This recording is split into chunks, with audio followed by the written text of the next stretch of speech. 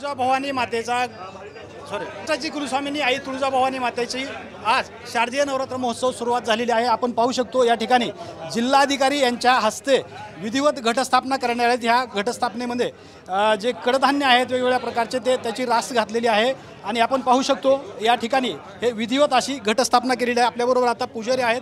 मला सांगा, आज विधिवत घटस्थापना झाली, काय या विधीचं महत्त्व असतं?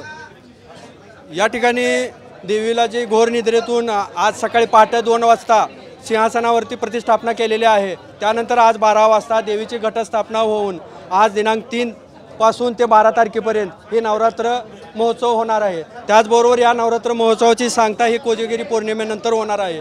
परंतु या नवरात्र महोत्सवामध्ये देवीला विशेष अलंकाराने भूषित केलं जातं।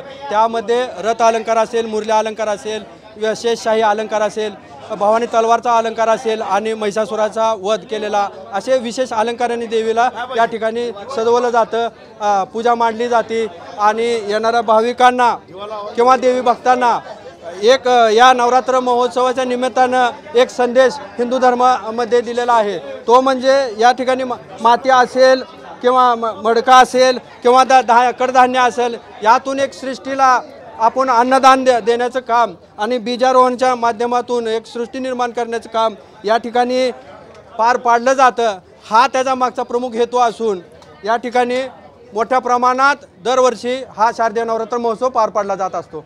एकंदरीतच आज जिल्हाधिकाऱ्याच्या हस्ते घटस्थापना होऊन शारदीय नवरात्र महोत्सवाला सुरुवात झाली आहे आणि पुढील 8 ते 9 दिवस या महोत्सवामध्ये विविध कार्यक्रमाचं आयोजन मंदिर प्रशासनाच्या वतीने केलेलं आहे। श्रीराम क्षीरसागर, TV9 मराठी, धाराशिव, तुळजापूर।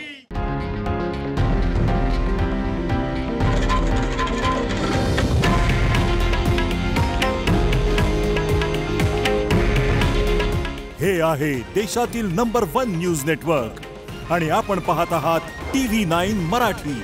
काळजी तुमची, हित महाराष्ट्राचं।